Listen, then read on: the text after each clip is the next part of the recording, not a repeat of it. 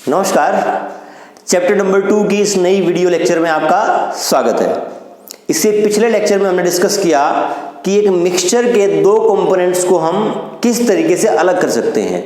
हमने different methods समझे। For example कि मिल्क से क्रीम को कैसे अलग करेंगे, या फिर एक इंक से डाई को कैसे अलग करेंगे।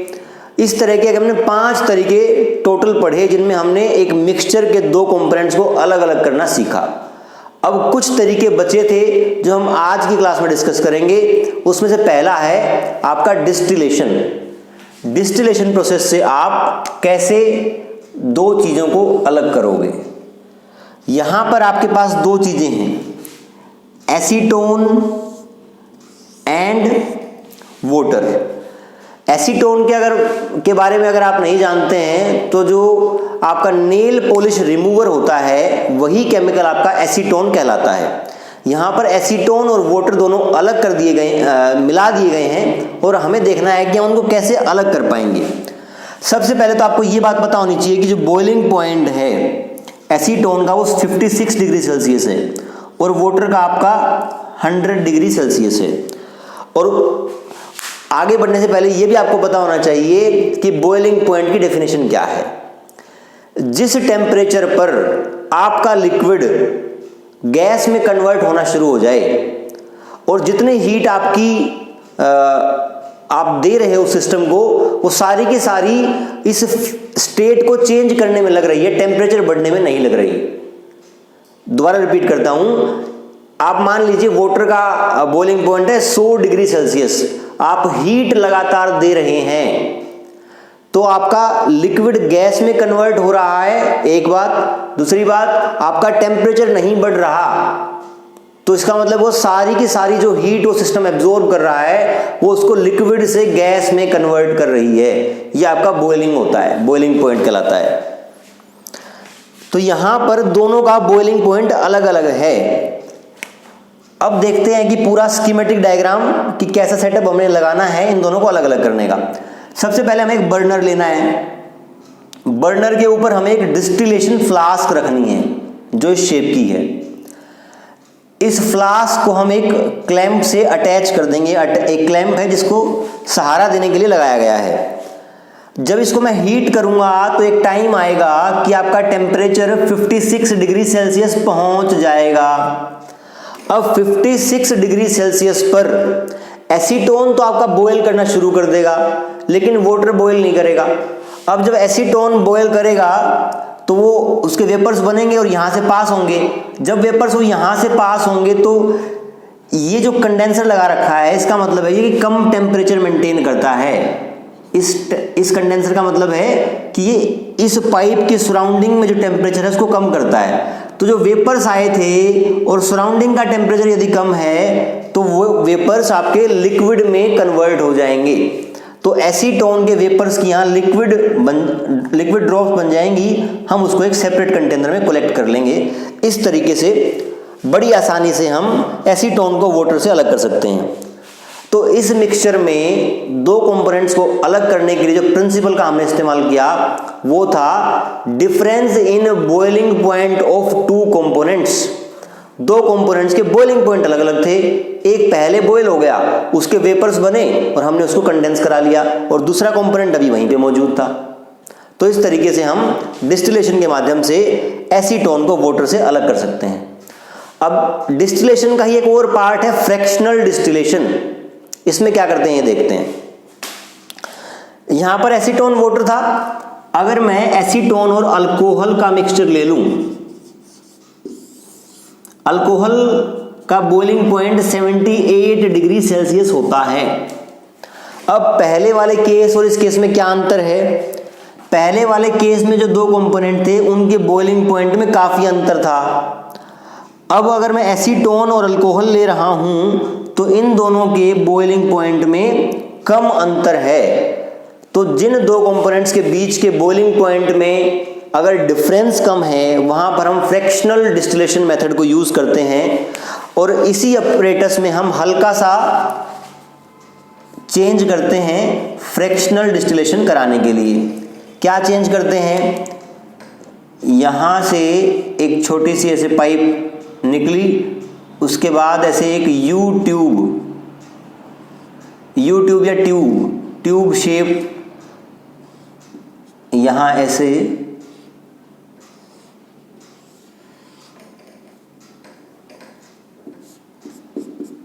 इस तरीके से पाइप का हमने शेप चेंज किया है और यहां पर कुछ कैल्शियम कार्बोनेट के पीसेस या कोई भी ऐसे पीसेस जो वेपर्स का रास्ता रोक सकें। अब हमारा वाटर की जगह क्या है? वाटर की जगह अल्कोहल है।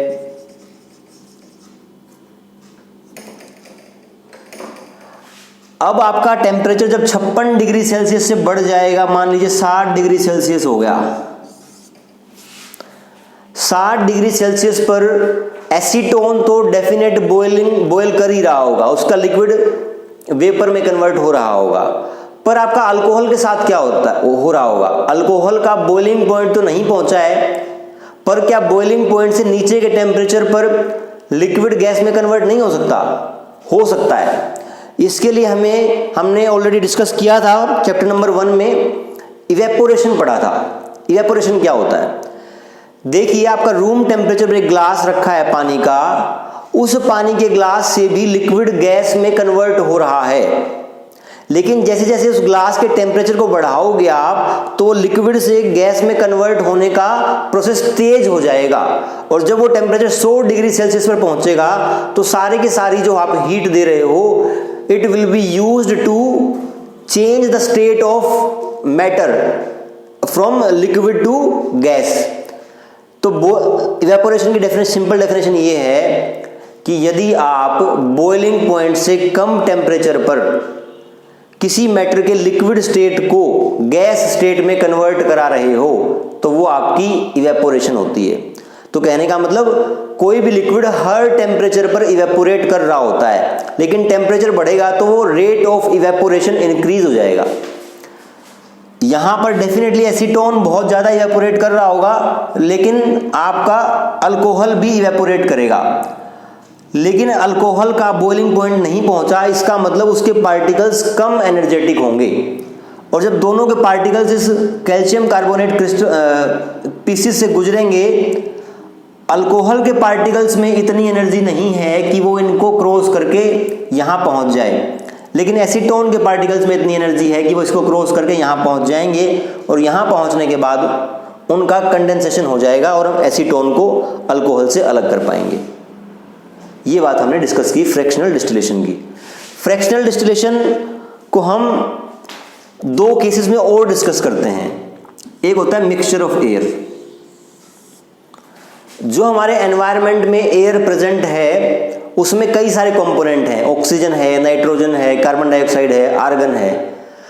तो इनको यदि हम अलग अलग करना चाहें तो कैसे करें? इसके लिए भी हम फ्रैक्शनल डिस्टिलेशन का यूज कर सकते हैं। सबसे पहले हमें क्या करना पड़ेगा? इन सारी गैसेस को कंडेंस करा के लिक्विड बनाना पड़ेगा। किसी भी गैस को लिक्विड बनाने के 2 तरीके हैं, या तो उसका टेम्परेचर घटा दो या उस पर प्रेशर बढ़ा दो। ऐसा करके आप उसको लिक्विड फॉर्म में कन्वर्ट कर सकते हो। अब लिक्विड फॉर्म में सारी कंपोनेंट्स गैस एयर के कन्वर्ट हो गए। अब डिफरेंट कंपोनेंट्स के बॉइलिंग पॉइंट अलग अलग होंगे। फॉर इंस्टांस, नाइट्रोजन का boiling point -196 degree Celsius, argon का -186 और ऑक्सीजन का -183। तो लिक्विड बनने के बाद जब उनको हीट प्रोवाइड की जाएगी तो जिसका बॉइलिंग पॉइंट सबसे कम होगा, यहाँ पे सबसे कम बॉइलिंग पॉइंट किसका है? -196 डिग्री सेल्सियस नाइट्रोजन का।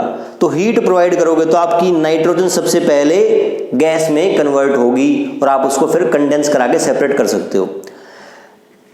ये कंपोनेंट्स को अलग करने का जो एग्जैक्ट मेथड है वो थोड़ा कॉम्प्लिकेटेड है, लेकिन 9th के लेवल पर मुझे नहीं लगता कि उस डिटेल्ड जो आपका इसका डायग्राम है उसमें जाना चाहिए। आप बस इतना याद रखिए कि डिफरेंट कंपोनेंट्स के बॉइलिंग पॉइंट अलग होते हैं, इसलिए उनको हम बॉइलिंग पॉइंट्स के आधार पर अलग करते हैं। नेक्स्ट, आप इसमें एक एग्जांपल देख सकते हैं क्रूड ऑयल का।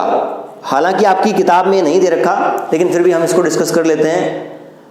आपका जो पेट्रोलियम और डीजल होता है, ये रिफाइंड फॉर्म है क्रूड ऑयल के। जब जमीन से हम इस तेल को निकालते हैं तो वो बहुत ही क्रूड फॉर्म में होता है, और उस क्रूड फॉर्म में पेट्रोल, डीजल, नेफ्थलीन और बहुत सारे और प्रोडक्ट्स भी होते हैं, और उन प्रोडक्ट्स को हम इंडस्ट्री में अलग अलग तरीके से यूज़ करते हैं। तो उन सब को हम कैसे अलग अलग करें? उन सब कंपोनेंट्स के बॉइलिंग पॉइंट अलग होते हैं, उनको लिक्विड फॉर्म में यहाँ लिया गया इस कंटेनर में, यहाँ से हीट प्रोवाइड करी गई। अब जिसका बॉइलिंग पॉइंट सबसे कम, जैसे कि एसीटोन का 56 था, तो उसके पार्टिकल सबसे पहले इवेपोरेट होंगे, और आप क्या करोगे, टेम्परेचर बढ़ाओगे तो उसके पार्टिकल और एनर्जेटिक हो जाएंगे, क्योंकि बॉयल तो कर ही रहे हैं। कहने का मतलब जिसका बॉइलिंग पॉइंट सबसे कम है उसके पार्टिकल्स बहुत तेज ऊपर चलेंगे, और यहाँ जो सामने सरफेस है, इस सरफेस से वो टकराएंगे लेकिन कंडेंस नहीं होंगे, आगे चले जाएंगे, यहाँ भी कंडेंस नहीं होंगे, आगे चले जाएंगे। हो सकता है कि एनर्जी लूज करते करते यहाँ जाके कंडेंस हो जाए, यहाँ हम उसको एक कंटेनर में अलग कर लेंगे।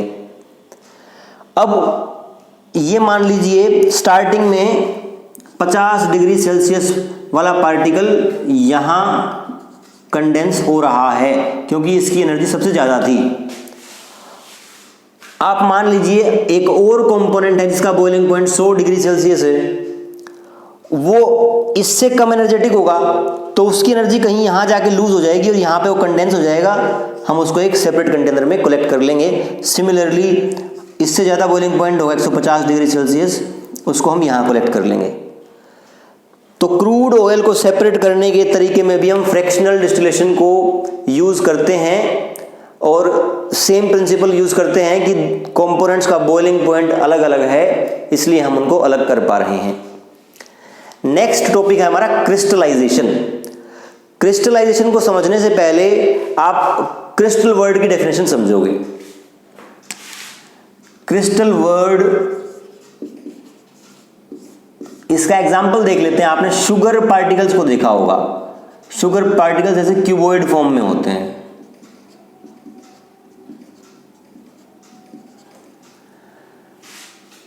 तो ऐसा कोई भी रेगुलर अरेंजमेंट, क्यूबॉइड हो गया, या फिर आप मान लीजिए डायमंड का ऐसा स्ट्रक्चर होता है।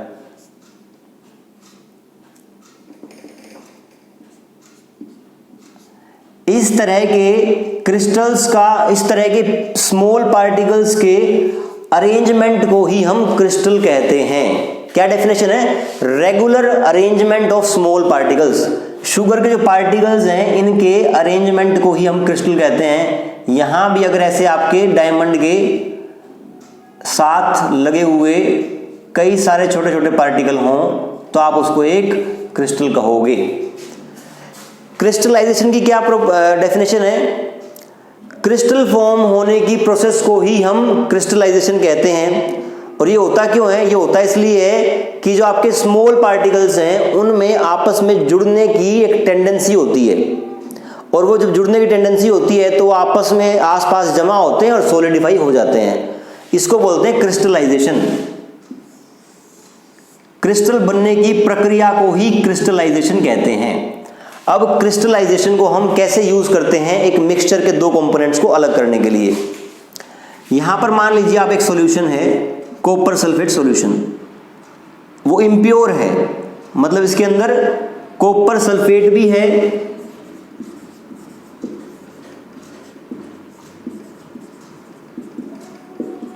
और इम्प्योरिटी भी है। ये आपका सॉल्यूशन गिवन है और हमें इसमें से प्योर कॉपर सल्फेट निकालना है, इम्प्योरिटी अलग करनी है। तो जो सॉल्यूशन आपको यहां दिया गया है वो अनसैचुरेटेड है। अनसैचुरेटेड का क्या मतलब है? आप देखिए, कोई भी अगर आप लिक्विड लेंगे तो उसके अंदर किसी भी चीज को घोलने की एक लिमिट होती है। कहने का मतलब, अगर एक आप ग्लास के पानी में नमक को घोलना शुरू करें तो ऐसा नहीं है कि पूरा नमक का पैकेट उसके अंदर आप घोल देंगे। आप 1 चम्मच घोलेंगे, 2, 3, 4, 5, 6, एक ऐसा समय आएगा उसके बाद नमक घुलना बंद हो जाएगा। तो उस 1 ग्लास पानी में जितना नमक घुल सकता था वो घुल चुका। तो उस मैक्सिमम लिमिट वाले सॉल्यूशन को बोलते हैं सैचुरेटेड सॉल्यूशन। तो यहां पर जो आपका सॉल्यूशन है वो अनसैचुरेटेड है। इसका मतलब पानी की अमाउंट ज्यादा है और जितना कॉपर सल्फेट या इम्प्योरिटी उसके अंदर घुल सकती थी वो कम है। अब क्या करेंगे, हम इसको धीरे धीरे हीट करेंगे, पानी उड़ता चला जाएगा, इवेपोरेट हो जाएगा, तो आपका सॉल्यूशन सैचुरेशन की तरफ बढ़ेगा, क्योंकि पानी कम होता जा रहा है और कॉपर सल्फेट या इम्प्योरिटी की अमाउंट उतनी ही है। ठीक है, अब इन दोनों की जो सोल्यूबिलिटी है वो डिफरेंट है। कहने का मतलब है कि हो सकता है कि एक ग्लास पानी में आपका 1 ग्राम कॉपर सल्फेट सॉल्यूशन घुल सकता हो और उसी पानी के ग्लास में इम्प्योरिटी 2 ग्राम घुल सकती हो। तो कहने का मतलब दोनों का सैचुरेशन अलग अलग पॉइंट पे आएगा। यहां पे जब पानी इवेपोरेट होता रहा, आप मान लीजिए ये एक ग्लास में 1 ग्राम घुल सकता है और ये 5 ग्राम घुल सकता है। ठीक है, अब जब पानी को इवेपोरेट करेंगे तो पानी कम होता जाएगा, तो पहले किसकी सैचुरेशन आएगी, पहले कॉपर सल्फेट की सैचुरेशन आएगी। और उसके बाद भी यदि मैं पानी को इवेपोरेट करना शुरू कर दिया तो क्या होगा, जैसे मान लीजिए इतना पानी मैंने उड़ा दिया, यहां से देखिए इन दोनों का लेवल्स मैंने अलग अलग शो किया है, इतना पानी उड़ गया, इस पॉइंट पर आपका solution with respect to copper sulphate saturate हो गया। अगर फिर भी आप बॉयल करोगे इसको तो क्या होगा, आपका इसके अंदर जो घुला हुआ कॉपर सल्फेट है वो या तो नीचे डिपॉजिट होना शुरू कर देगा, या फिर आप ऐसे क्लैंप से एक धागा लटका दोगे तो धागे के चारों तरफ वो जमना शुरू हो जाएगा, क्रिस्टल फॉर्म करना शुरू कर देगा। चूंकि यहां पर इम्प्योरिटी और कॉपर सल्फेट सॉल्यूशन की सोल्यूबिलिटी अलग अलग थी, दोनों का सैचुरेशन पॉइंट अलग अलग है, इसलिए पहले आपका क्रिस्टल फॉर्म होता है कॉपर सल्फेट का। आप इसको धीरे धीरे बॉयल करते रहो, पानी उड़ता रहेगा और वो डिपॉजिट होता रहेगा।